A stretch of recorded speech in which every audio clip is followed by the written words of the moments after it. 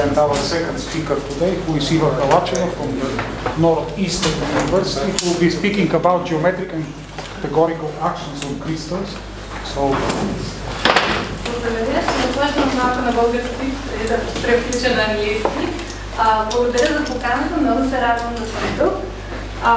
В контекста на връзки с България, аз първоначално задълбочих интереса си към математиката, докато учих в математическата гимназия тук. И още си спомням учителя ми по математика Велико Колев, който ни събираше в неделна школа в 8 сутринта да решаваме допълнителни задачи. Okay, so I'll switch to English now. So I work at Northeastern University. My research is at the intersection of representation theory, combinatorics, and topology. And in fact, I'm interested in taking on a PhD student in the next few years. So if you know of any undergraduate students who might be interested in this topic, please encourage them to apply. Okay, so let me start with the overview of my talk. So this will be in the setting of representation theory, so more theoretical mathematics. So, and I will describe most of the objects that appear in here, but let me just give you the general setting. So there are these objects called Lie algebras in representation theory, and there's corresponding quantum groups for them. And if we study the representations of Lie algebras, namely spaces which have action either of the Lie algebra or the quantum group, they have some additional symmetries captured by a very classical group, the braid group, which appears in algebra, topology, and is an important object in this field. So now, analogously, if you look at the combinatorial shadows of these representations, there is a construction called the crystal, which has also additional symmetries, which are captured by another group called the cactus group. Now, the braid group is a very classical object in this field, as I mentioned, whereas the cactus group is a newly emerging one. And so part of my research has to do with developing a theory for this group, which is on par with what is known for the classical braid group. And so I hope to take you on a journey through representation theory, cacti, and crystals. And so I'll start with some of the key players, namely quantum groups, representation, and crystals. Then I will tell you a little bit more about the two groups, the braid group and the cactus group. And then finally, I will mention appearances in algebra, combinatorics, and geometry, in particular how to realize these symmetries that I mentioned here from a geometric or a higher level categorical perspective. So that's the plan. Okay. Okay, so chapter 1. So historically, representations for Lie groups originally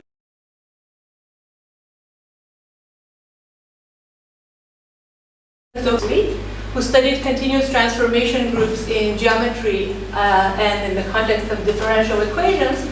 So a Lie group is an object which has both a group and a manifold structure that are compatible with each other, namely multiplication is smooth math.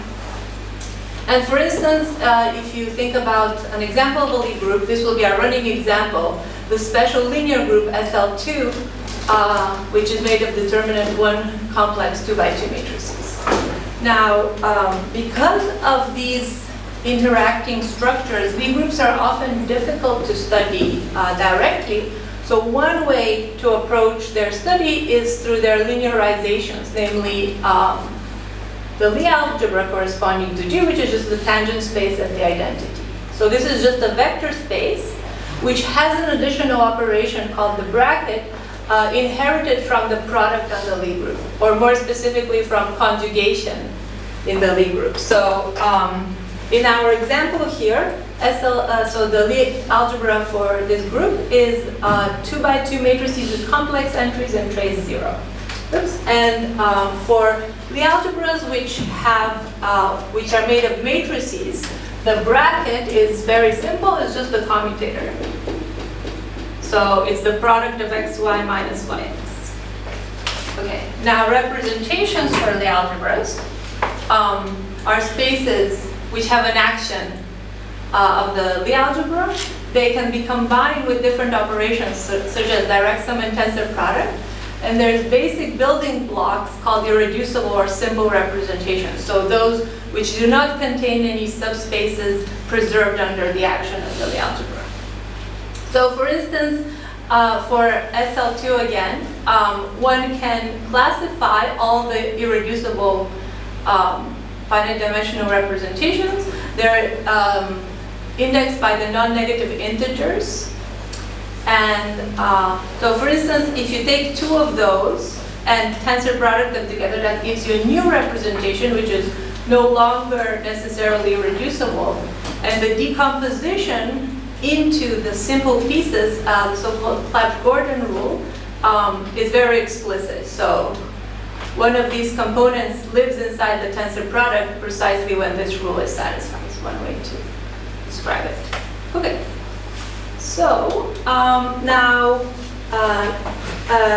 an object with even more interesting and richer structure are the quantum groups for these Lie algebras. So they originally appeared in the work of Dürnfeld and Jimbo in the study of two-dimensional solvable lattice models and the quantum Yang-Baxter equation. So there's this R matrix operator in that setting which satisfies this property, and they have a lot of applications in various fields. So for instance, in topology, they can be used to build knot and link invariants, so to study low-dimensional topology. They can also be used in the setting of quantum computing in a more applied direction. So yeah, they appear throughout mathematics. Now, roughly speaking, I won't give you the full definitions here. I will try to not get too technical, but if you have a question, please interrupt me. So for a Lie algebra, there's a canonical way to build an honest associative algebra corresponding to that, called the enveloping algebra. So from G, we have this enveloping algebra, and then the quantum group is a Q deformation of this UG. So here's an example of how this deformation works. So again, for our favorite Lie algebra SL2, so U of G, the universal enveloping algebra, has three generators with these relations, and then the Q deformation is now not an algebra over the complex numbers, but algebra over rational functions in Q.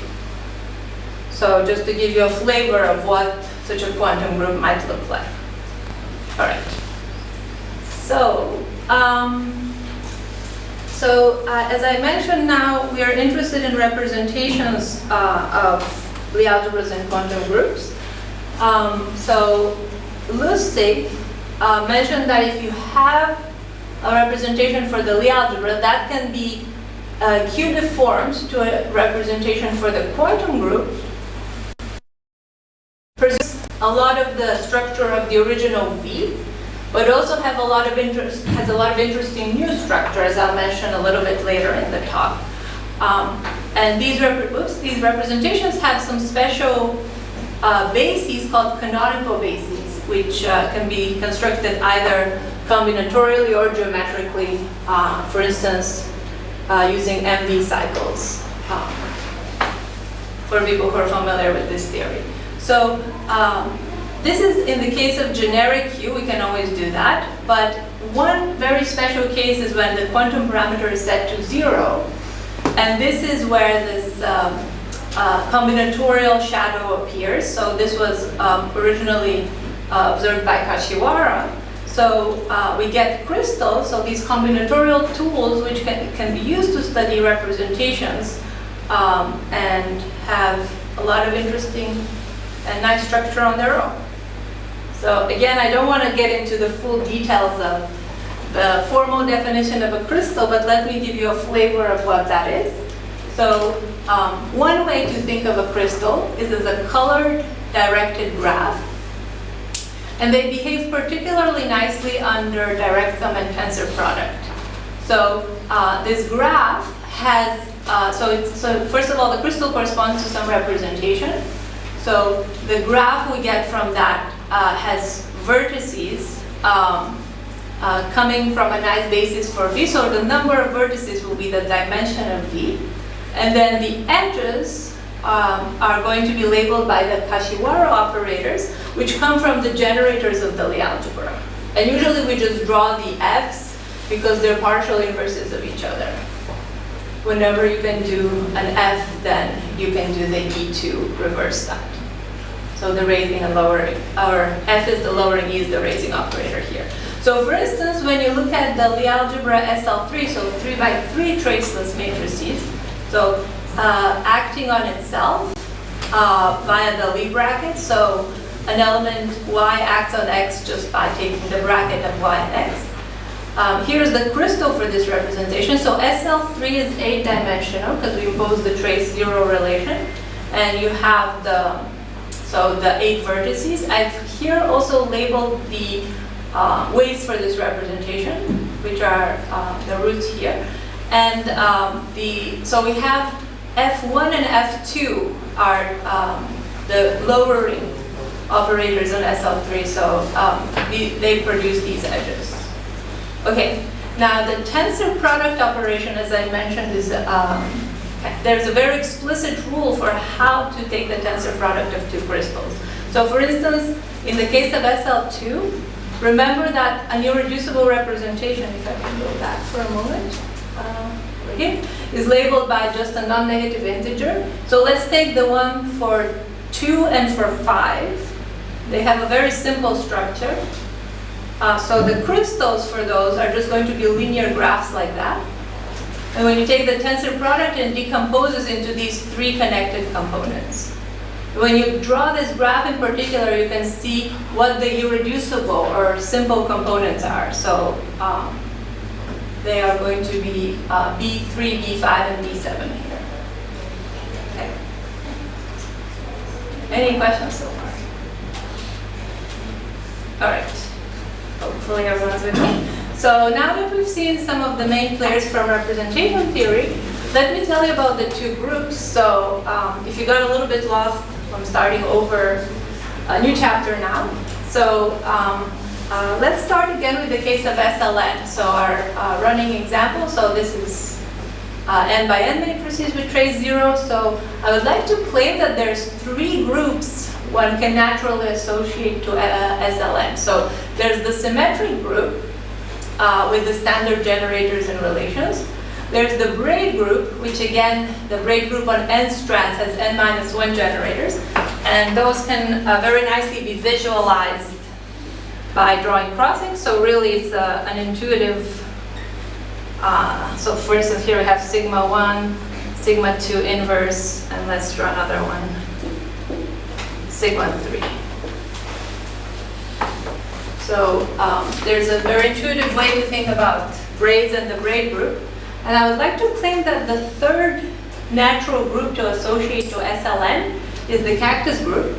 So let me spend a little bit more time on this since that is not as standard. So the generators here are not labeled by the integers 1 through n-n. They're labeled by subintervals.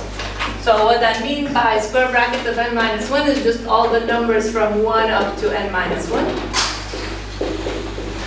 Or you can think of it as a graph with these numbers like this, or this is really, we're thinking of the Dicting diagram of the Lie algebra. And so we take subintervals here. So for instance, 2, 3, 4, or 7, 8, 9, 10, or just 5. So it could be of length 1. And the 3 types of relations we have are, they're all involutions. So this is already different from the braid group, but the same as the symmetric group. They commute whenever the graphs are disconnected. So the J graph and the K graph are disconnected.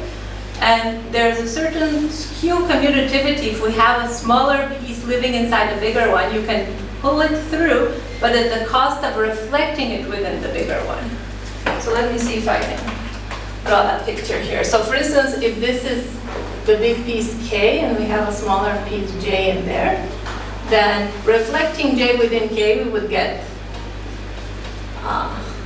this graph. Okay. So for instance, the cactus group on 3 elements has these 3 generators. So that's just for the graph, sorry, on 2 nodes like this. And so you can take either just one of the single nodes or take the whole graph, and then we have these 3 are all involutions, and the third type of relation also shows up, this reflection operation. Okay, so the geometric interpretation of the braid group and cactus group is quite analogous. So the braid group surjects onto the symmetric group by, if you take a crossing, you can just forget the over-under information, and the kernel of this surjection is so-called pure braid group. Similarly, the cactus group surjects onto the symmetric group, where a cactus element, so let's say we have C indexed by the interval ij, this goes to the permutation which flips this interval and leaves all other numbers unchanged. So, and these pure braid group and pure cactus group can be realized as fundamental groups. So the pure braid group can be realized as the fundamental group of configuration of n distinct points in the plane. So imagine starting with n points, they move around in the plane and then they return back to their original positions. This gives us a loop in that space, and so an element of the pure braid group. An equivalent way to think about it is as the fundamental group of this complement of this hyperplane arrangement. This is actually the description which will be analogous to the cactus group setting. So the pure cactus group is also the fundamental group of an even more interesting space. It's the real locus of the Deligne-Mumford moduli space of curves with n+1 mark points. So just to give you an idea of what this space looks like, so before compactifying, this space is disconnected, and its components are labeled by curves with n+1 mark points, so in some order. So for instance, this labels one component, and this curve labels another connected component where this interval is reversed, the I through j. Now, once we compactify, we get curves with double points. And so for instance, the wall between these 2 components will be labeled by the following curve where the numbers I through j are split into a second component. And so the cactus element Cij you can think of as a curve from this top dimensional component to this one. And excuse me, what is points of Deligne-Mumford moduli space? What points of this space? So, well, you can really think of it as, RP1 minus the thick diagonal modulo PGL2, that compactified. And what is the connection with your So picture? this is before compactifying. So we're just looking, I should say to the n. Whoops. Minus the thick diagonal. So we just have n points on RP1, which no 2 of them agree, up to the action of PGL2. So, what happened? Up to the action of PGL2, so if we wiggle them around without swapping them, that's still the same point. But once we compactify, then these other types of curves appear as well. Yeah. Okay. Sorry, just a moment to get back the full screen. Okay, great. Thank you. Okay, so here's an even more specific example, and you can see why the name cactus was chosen for this group. So if we take M04 bar R, so this is a stratified space. In fact, any of these spaces is stratified, where a codimension K cell corresponds to a curve with K double points. So this space is one-dimensional with codimension 0 components being labeled by these 3 curves with 0 double points, and then the codimension 1 components being labeled by curves with a single double point. And so topologically, this is just a circle. And so as a quick sanity check, we can see that the fundamental group agrees with the pure cactus group in this case. Now, I was talking about SLN, but there's a much more general story where if we pick a nice Lie algebra, namely a semi-simple one, you can take its val group, that was the symmetric group in the case of SLN, and there's also a notion of a braid group and a cactus group of this type, so for the algebra G. Okay. So let me just mention again the cactus group for general G. So this appeared to geometric interpretation, originally appeared in work of Davis, Januszkiewicz, and Scott, where they studied fundamental groups of blow-ups of hyperplane arrangements. So this pure cactus group is the fundamental group of the De Concini-Porcesi wonderful compactification, the real locus of that space. So remember, for the braid group, we saw it as the complement of the fundamental group of the complement of a hyperplane arrangement, and this H reg is the general version of that type of hyperplane arrangement as well. Okay, so the generators here again are just, if we take the Dynkin diagram corresponding to our Lie algebra, so the graph, these graphs which index semi-simple Lie algebras, then taking connected components of this graph, label the generators, and there's the same three type of relations that we saw before. Where here I get into some more detail of how to reflect exactly when we're commuting a smaller component past the bigger one, but in the case of SLN, as I mentioned, this is just reflection. Okay, so so let me now connect all these pieces and tell you a little bit how cacti appear in different parts of my research. So here's a general overview on the level of categories. So in a category, we have objects and morphisms between them, such that composing the morphisms is compatible in a certain way. For instance, you can think about the category of vector spaces and linear maps between them. That's one of the standard examples. So I'm going to describe two types of actions or symmetries. Let me start with the outer actions. So if you take a Lie algebra and the representations for that Lie algebra, they carry a symmetry of the symmetric group. So take any representation, tensor it with itself n times, and the symmetric group acts on that just by permuting the factors. And so this gives this category an additional structure called the symmetric category, having an action on the symmetric group. Now, if we go to the quantum group of our Lie algebra and consider representations for that, tensor product those together. So if we tensor product n, then the pure braid group on n strands acts, and there's already a richer structure here. It's not just permuting the factors, but it's satisfying the braid relations. And so this leads to some interesting invariants in topology of knots and things, constructed by Rickard and Torad. And finally, there's the same story for crystals. So if you take the tensor product of n crystals, the pure cactus group acts on that.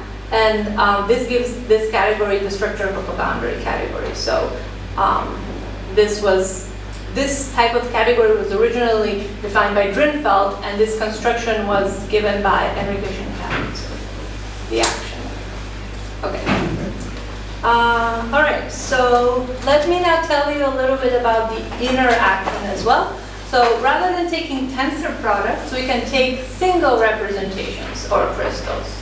So then we have the same story here on a single component. So if we take one representation of G, and in fact, well, we have to restrict that a little bit more than the VA group acts there. Single quantum group representation has the braid group of the corresponding type acting there. And on a single crystal, in my work, I show that the cactus group of that type acts on that crystal.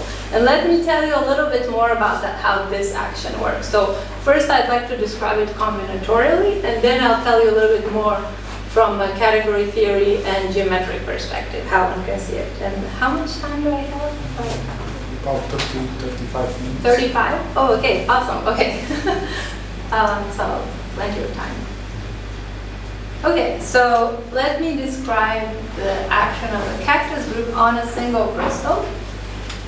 So, first of all, we break down the crystal into the irreducible components. If you think of it as a graph, break it down into the connected graphs within it, connected components. Now, on each of these components, we're going to define the generalized Schützenberger involution, which is the unique map satisfying these three properties. So here we describe how it acts with the Kashiwara operators for the crystal.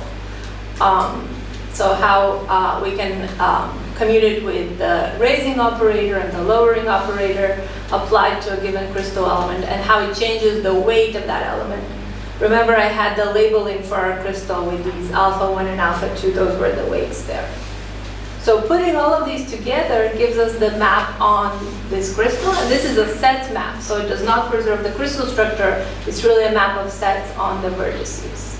And yeah, so I show that with these maps, they satisfy the relations of the cactus group, and so they give us an action on this crystal.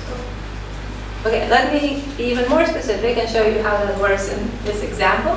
So SL3 acting on itself again. So taking the longest generator, it swaps the lowest and highest elements and then permutes the other ones in this way. Suppose we're interested in the generator C1. What you have to do there is forget all the other arrows that are not labeled by 1. So only keep the ones labeled 1. Then we get 4 connected components, and within each of those apply that map I told you about in the previous slide. And similarly for C2. Okay, so in general, if we look at the operator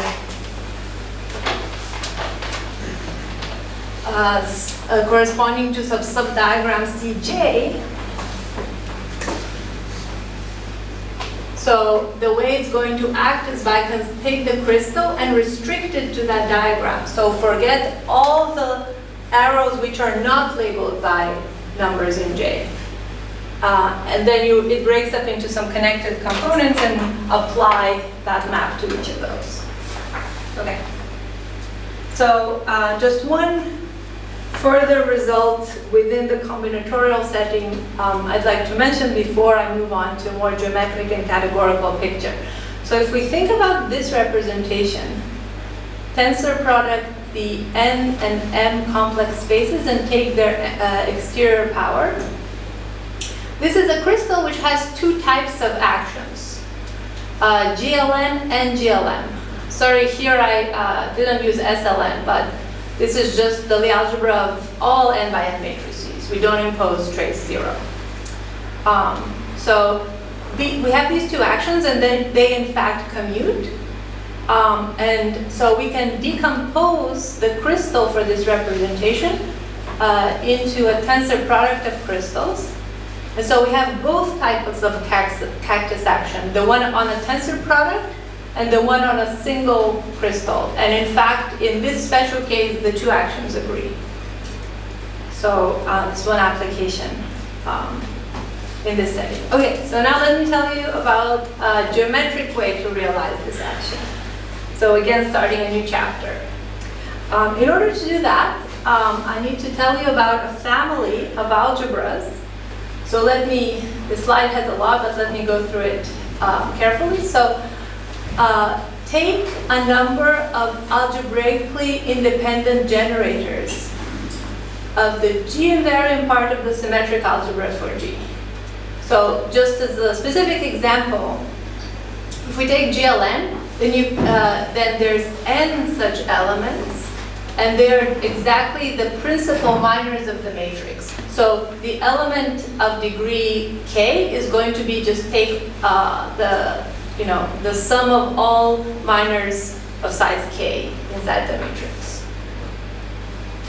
Okay, now this collection of elements can be extended to an algebra. So take all of these elements and pick an element in the cartan, which we can think of as, for the SLN case, the diagonal matrices, and take the shifts of these generators FR in the direction of this diagonal piece. And all of these together give us an algebra, which is in fact maximal Poisson commutative in the symmetric algebra. Now this can be lifted to the universal enveloping algebra we talked about earlier. So it can be lifted to the more non-commutative setting, but this is still a commutative subalgebra within UG. And with respect to the filtration that takes us from UG to SG, the associated graded of the top algebra gives us the bottom one. Okay. And now, what is the connection between this and cacti? Well, it's exactly these elements that label the algebras. So for each such element, we get one algebra. But remember, if we compactify this, the way De Concini-Procesi tell us, and take the real locus, that was exactly this space MG, whose fundamental group is the pure cactus group. So, in fact, the family of algebras extends over this compactification. So, you don't just you define it here, but you can extend it over the compactification as well. Okay, so now here's how we get the cactus action from this family of algebras. So, just to recall here, given an element of the moduli space, we get an algebra. This acts on any given representation with a simple spectrum. So what I mean by that is it breaks it down into one-dimensional eigenspaces. So this V will be broken down into one-dimensional common eigenspaces for this algebra, and this gives us a covering over the moduli space, where over each point, the fiber is the collection of eigenlines for the algebra corresponding to the point mu. Is that clear? Or let me write it down. So here's our MG. Oops, maybe green is better. All right. Here's our MG. If you take a point mu in here, we fixed already a representation V. Now for any point in MG, think about how A mu acts on V and take the eigenlines corresponding to that action. And this is the fiber over mu. Okay, so that gives us a topological covering. And so one natural thing to consider then is the monodromy action of the fundamental group of the base on the fibers. So namely what happens here is if you take a loop in the base and you take an element of the fiber, you see how this loop lifts, and this gives us an action of the fundamental group on the fiber, which tells us that maybe VI goes to VJ or something like that. Okay. So we consider this action, so this turns out to exactly coincide with the cactus action on the crystal. So there's one more component I need to tell you on how to realize that. So take these eigenlines, we can put a crystal structure on them, because remember, a crystal is roughly speaking a basis for the representation. So these one-dimensional eigenlines give us a basis for V. We can make that into a crystal. So the fiber is an isomorphic to that crystal. And then the action of the fundamental group of the base, which is the pure cactus group, is exactly the same one as the combinatorial one we defined on the crystal before. Excuse me, what do I understand on the spectrum? And values or ideals? Pardon? Yeah, the spectrum, yeah. Eigenvalues, yeah. Eigenlines. So what I mean here is these V1 through Vm are eigenlines in V. Yeah. Yeah, thanks. And so this generalizes an analogous result for the braid group, where we can realize the braid group action. So this was done by Toledano-Loredo geometrically as the monodromy for a certain flat connection called the Casimir connection. Okay, so this realizes the inner cactus action. And so let me now tell you a little bit about the outer action. And for that, I'll just remind you of the two types we have before I do that. So remember we just realized PCG acting on a single crystal. Oops. Now we also had, if we take a tensor product of crystals, then the cactus group of type N, or SLN, acts on that tensor product. And so the first type, I just described how to realize it geometrically. Now let me tell you about this tensor product action and how one can realize that as well. So there's another interesting family of maximal commutative subalgebras that appears there. So let me walk you through that. So these algebras are the so-called Godin algebras. And remember the pure cactus group of type N, then we have specifically the Deligne-Mumford space. So that's a special case of the de Concini-Borghese. So any element of that space gives us a maximal commutative algebra inside the nth tensor product of UG. So now we're working with tensor products, and so we're... And excuse me, you give examples of crystals as graphs, yes? As graphs, As yeah. graphs, yes. And what do you mean under the tensor product of graphs? That's a good question. Yeah, so there is an explicit rule. The underlying set is the Cartesian product of these n sets. So each element is labeled by an n tuple. Each vertex of the graph is labeled by an n tuple of these elements. And then there's a certain way to define the crystal operators explicitly from those on each individual one. Yeah. All right, so now we fix n representations. Remember, for the first type, we fixed the single one. Now we fixed n. We take their tensor product. And so we have this algebra, because it lives in UG, tensor to the n, it acts on this tensor product. And so we can do the same construction again. It acts with simple spectrum. Part of this relies on the fact that we took real points, because these are Hermitian operators over the real numbers, and so we can simultaneously diagonalize them.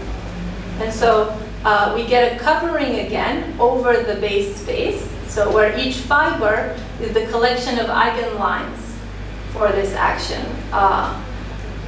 where nu is the element in the base. So we take the fiber over nu.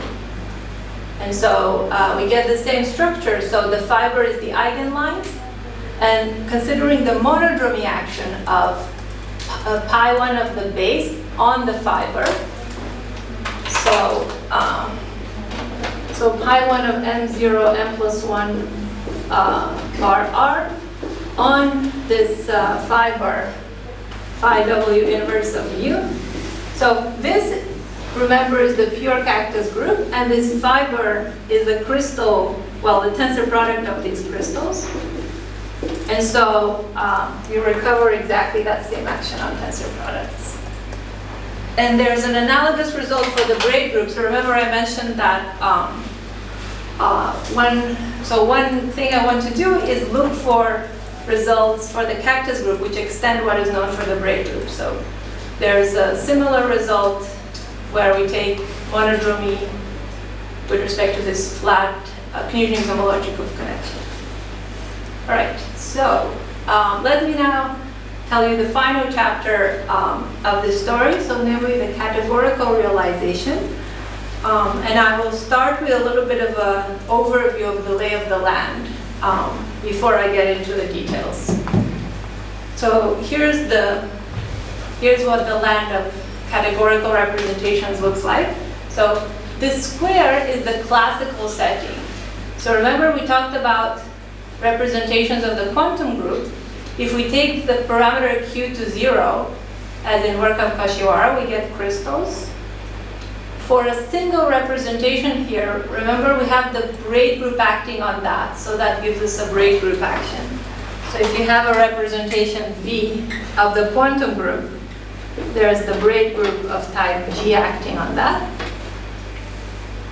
That's done in work of Lustig and is known as the so-called quantum Wald group symmetries of the representation.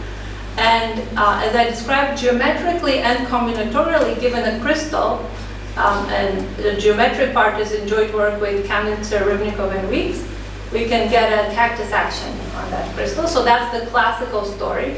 Now, the higher level categorical story is, so from a quantum group representation, one can consider a category which has a categorical action of the quantum group. I'll go into more detail of that on the next slide.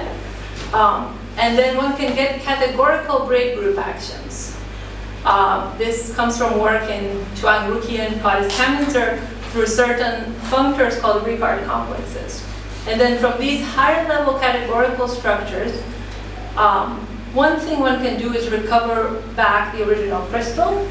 And the story that I've done with my collaborators completed is how to get from the categorical braid group action to the cactus group action through the tool of perverse equivalences.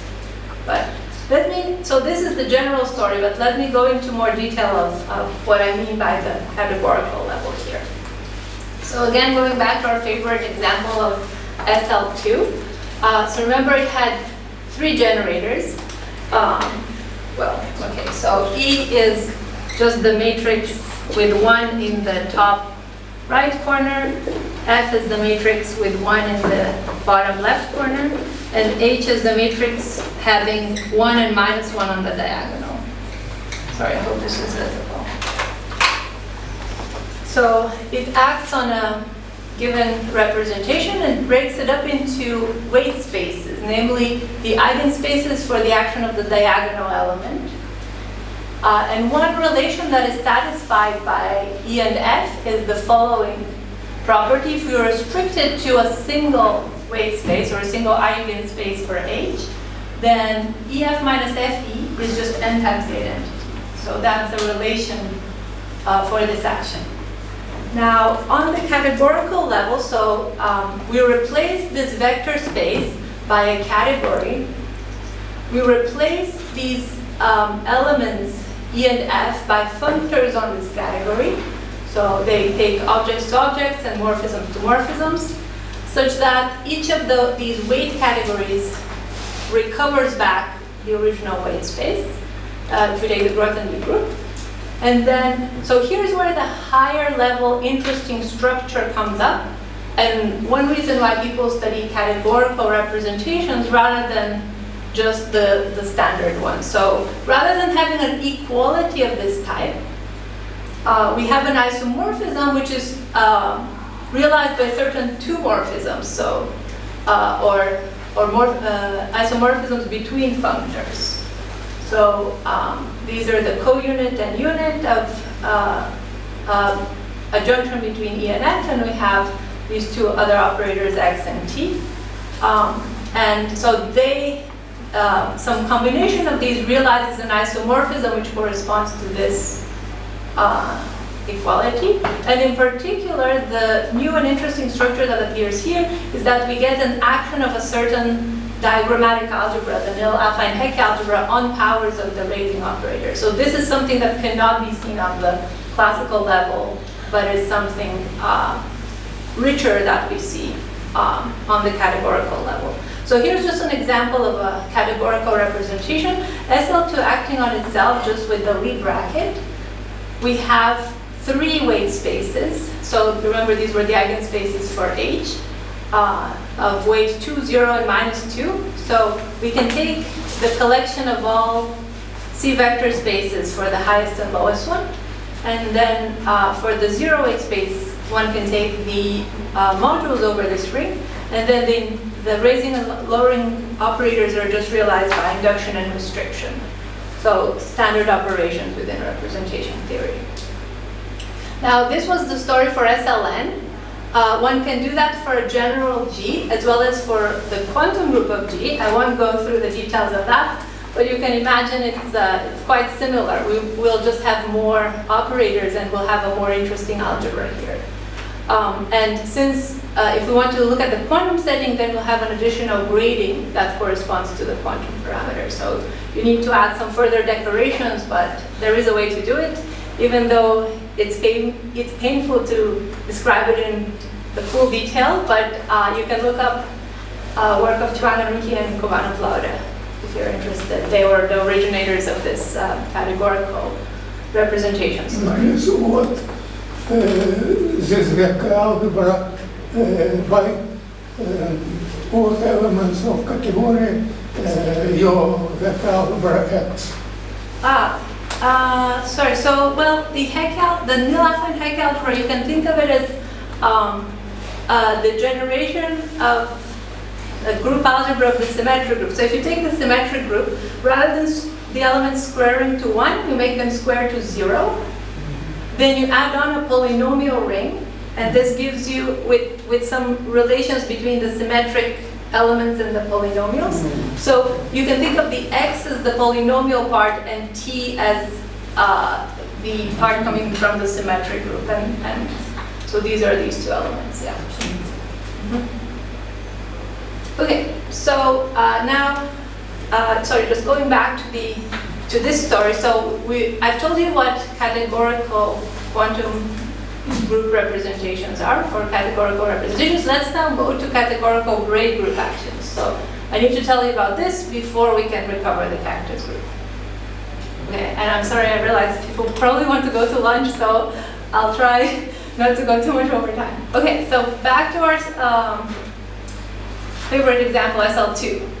We can think of this element in the group of the Lie algebra.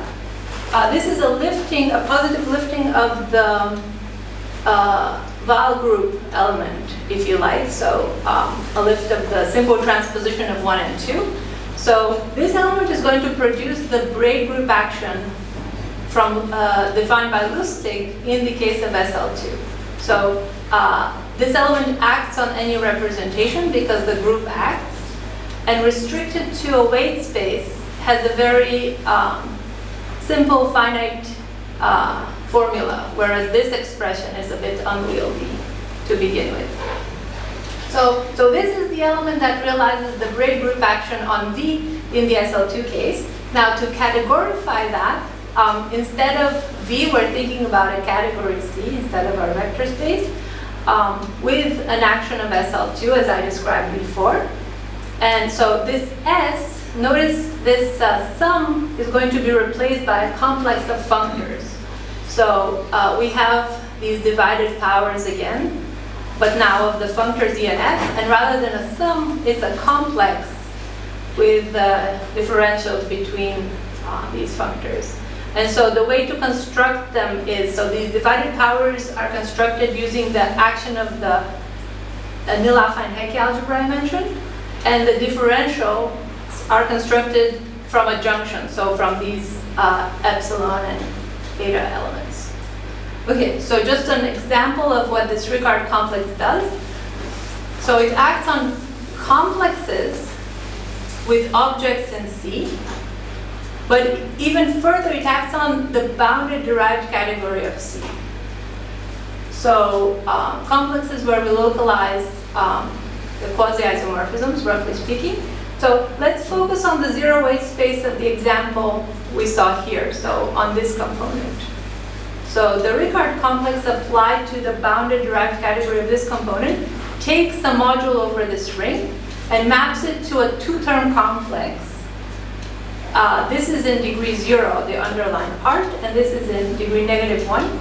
And then the differential is just the action of the ring on this module. Okay, just an explicit example of what this Rickard complex looks like. Looks like in general, it's a bit complicated to compute. But so this gives us precisely the categorical braid group action. So more generally, one can define one of these for any element of the Val group or the symmetric group in the case of SLN, any of the generators.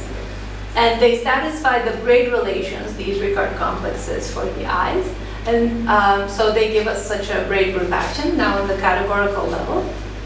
There is a slightly further technical assumption that we need to make, which I believe can be removed eventually, but for now we only know it in the simply laced case. And so now in the final part, let me tell you how the cactus group action comes back. So consider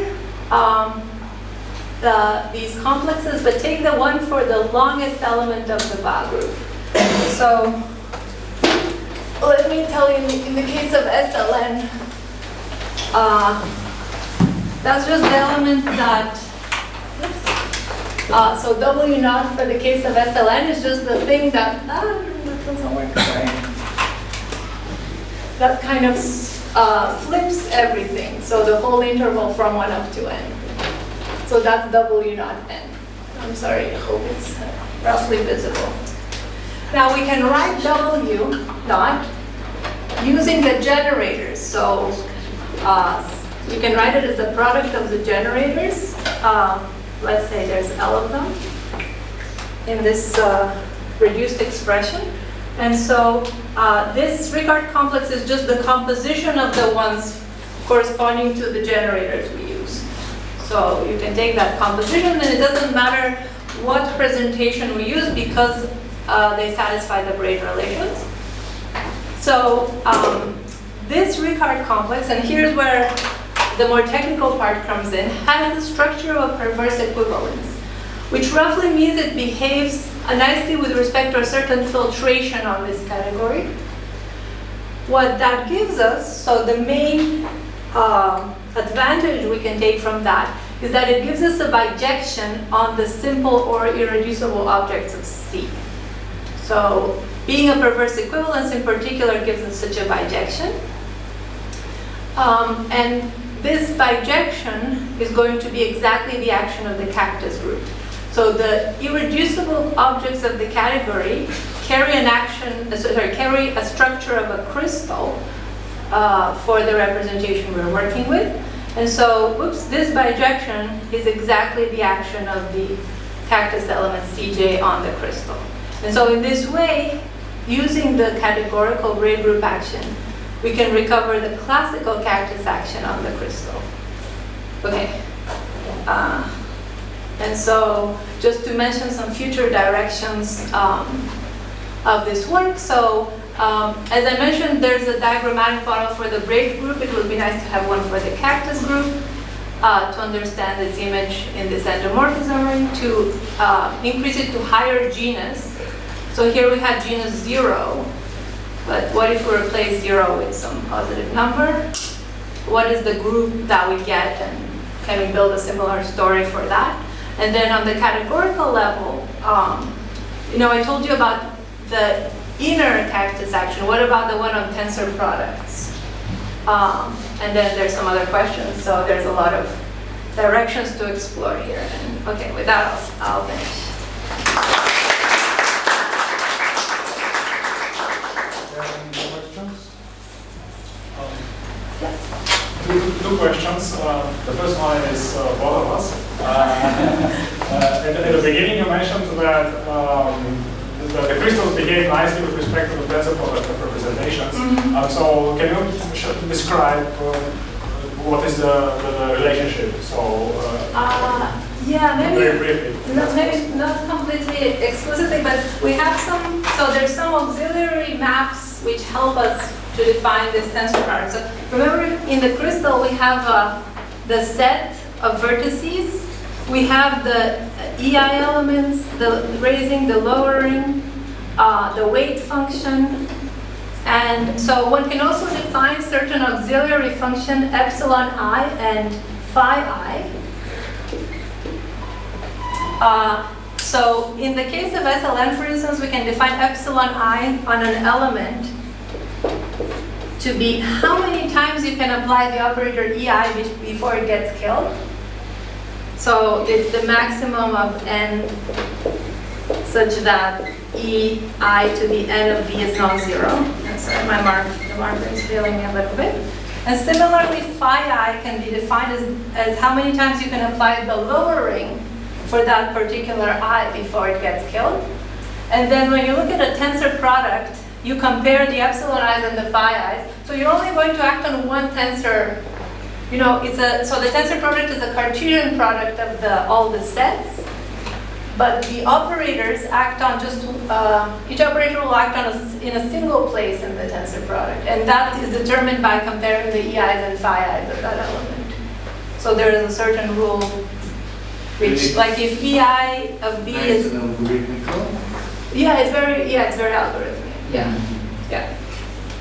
So it's, there's, for instance, models for that using Young tableau, and yeah, that's even more explicit there. But yeah, I can tell you more about that later. Sorry, that was the second question? Yeah, and the second question is, you spoke of categorical actions, presentations. So this is, from what I understand, this is on one categorical level, right? So far. Do you expect any higher categorical, I mean, infinity categorical picture, for example, or one infinity? So yeah. there's a lot of data on there. So do you expect such a thing? Or is it actually pointless? No, I think it will be nice, for instance, to at least to raise it to the level of two categories.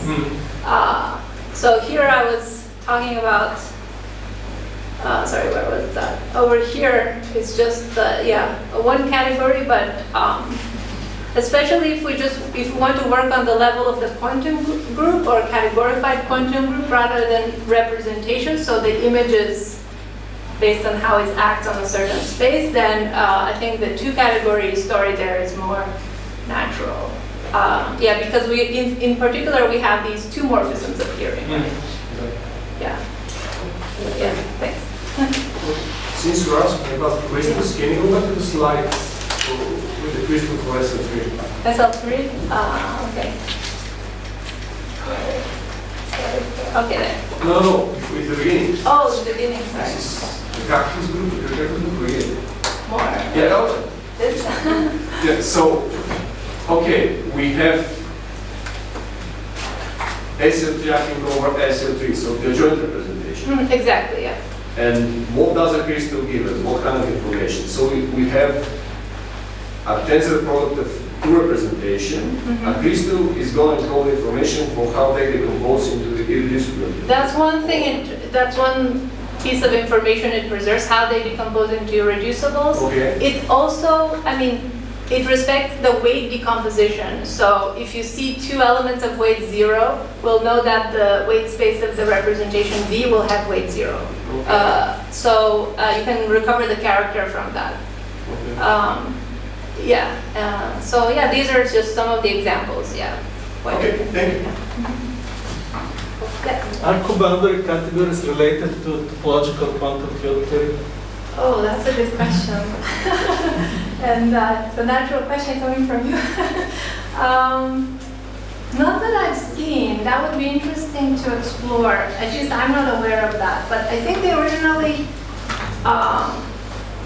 appeared in work of Drinfeld, where he was thinking about coboundary Hopf algebras, and so representations of coboundary Hopf algebras, which give us a coboundary category, where you have a different type of commuter, not the usual R matrix. But I'm not sure what the implication for topological quantum field theory is. That would be interesting. If there are not any other questions, let's thank you. Thank you very much for this interesting talk. Probably one of properties of crystals is its rigidity. And can you indicate of this, of the rigidity of your crystals? So I'm not quite sure what you mean by that. Can you elaborate a little? What do you mean by rigidity for the crystals? For instance,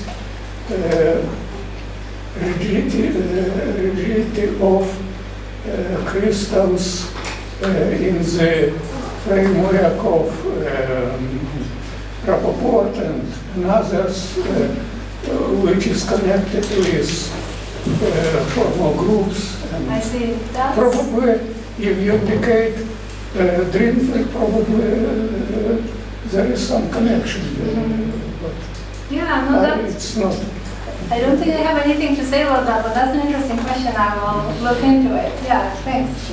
I guess it fits within that general framework, so I will look it up. Now we can take the next speaker again.